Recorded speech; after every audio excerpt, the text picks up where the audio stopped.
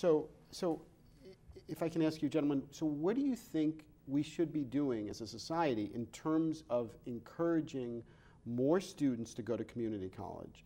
Are we reaching out to enough students who are basically not going? And if not, then what can we do to do more outreach? That's a very complex question. In the Northern Virginia, Montgomery, Prince George's area, when I've talked to school superintendents, and if you look at the data, about 25 to 30% of the kids coming directly out of high school will go to a community college. That many, even though these are some of the best school districts. About 50% will go on to four-year institutions, and there's all kinds of questions about what happened to the other 20%.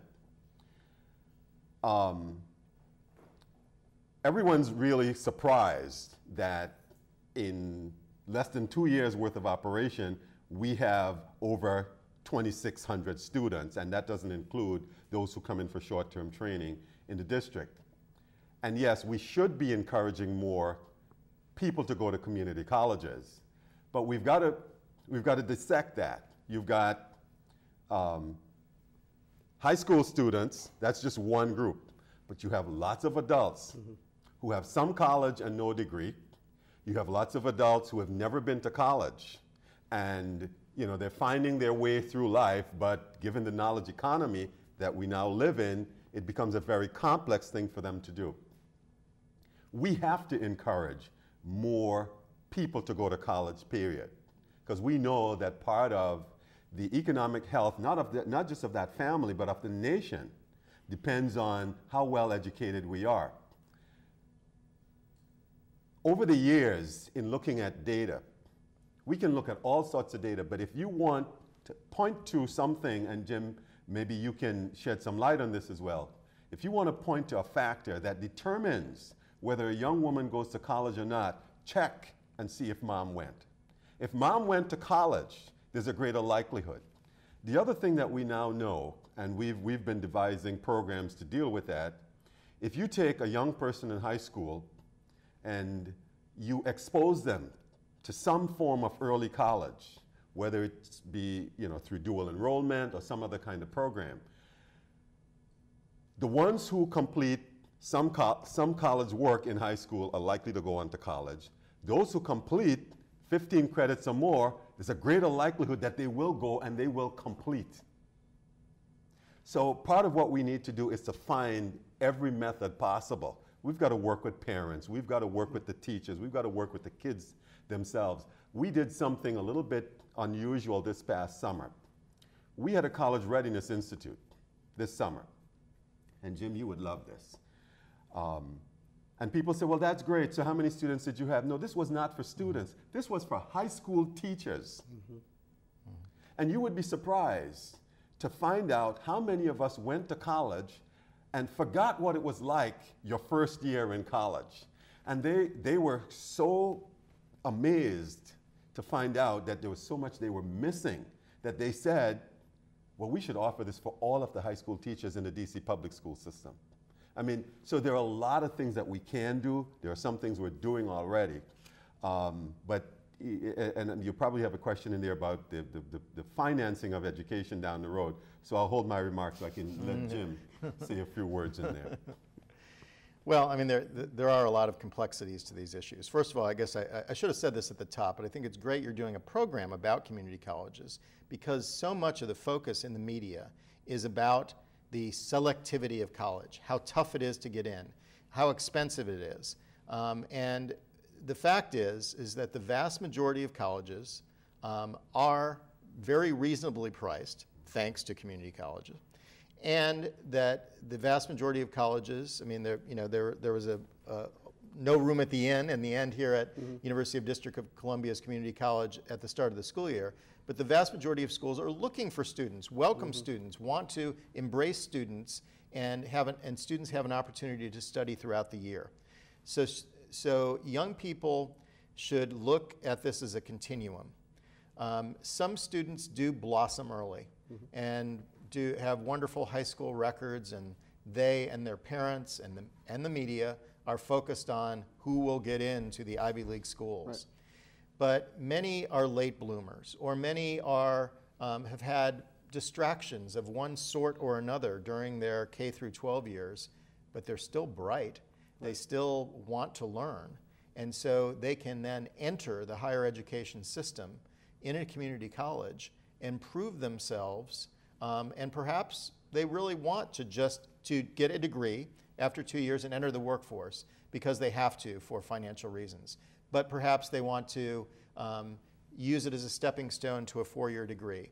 Or perhaps they are entering it a bit later after they've been in the workforce for a while and they realize they need some specialized training or another degree.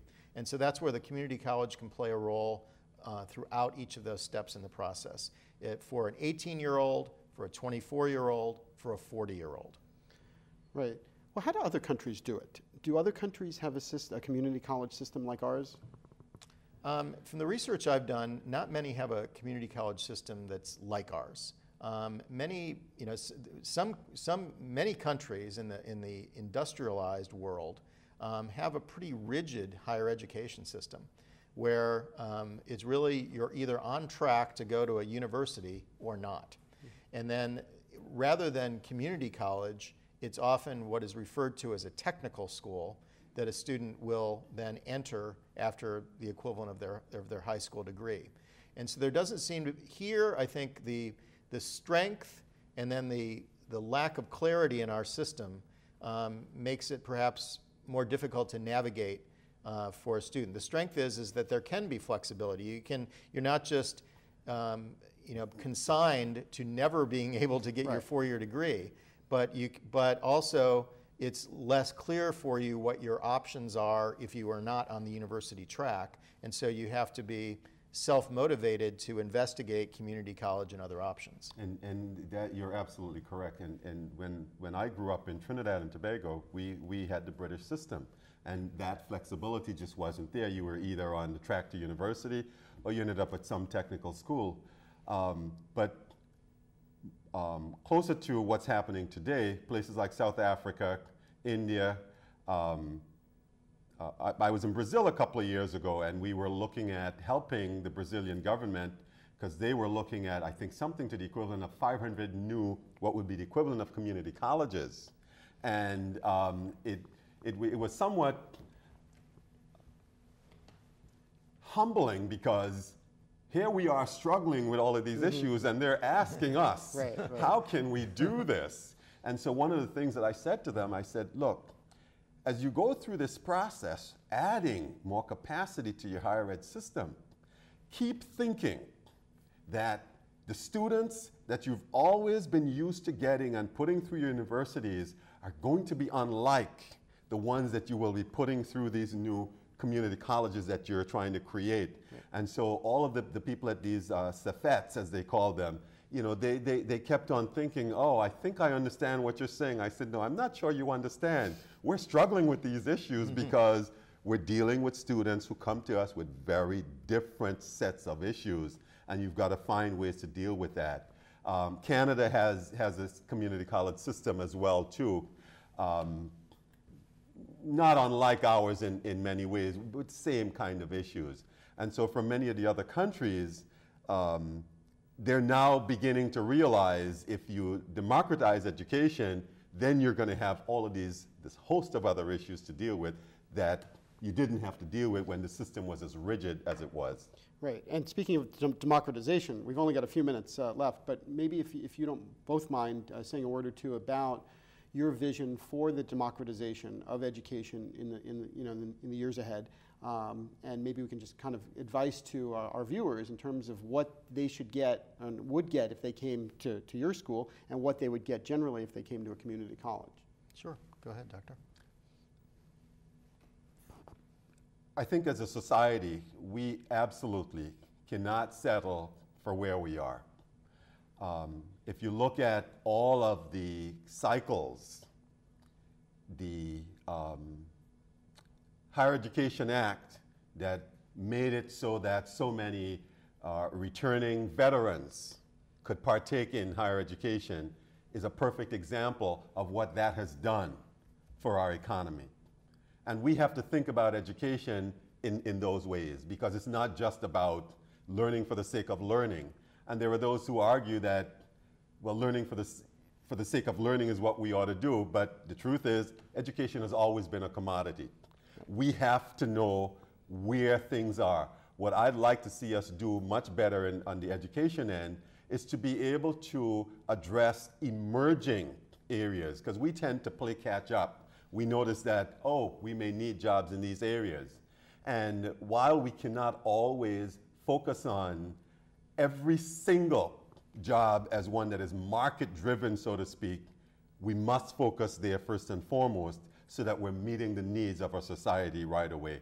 At CCDC, that's what we're doing. Great. Well, thank you. I think with one of the things that's always confusing to families in terms of the progression of higher education is the ability to take classes at a particular school, and then when he or she does try to transfer, whether those classes will count.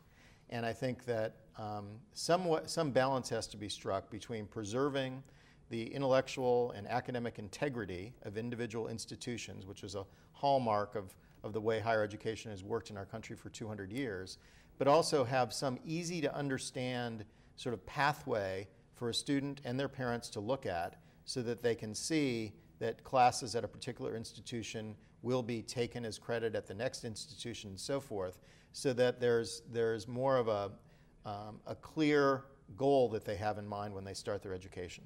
Terrific, and thank you both. All right, ladies and gentlemen, well, first of all, thank you to both of you, and if you would like additional information about the Community College of the District of Columbia or the College Parents of America, please visit their websites at ccdc.us.dc.edu or collegeparents.org. Thank you for watching. We will continue to bring you quality discussions about important matters in today's college and university world. Please join me again for another edition of Higher Education Today. I'm Steven Roy Goodman, and you've been watching Higher Education Today.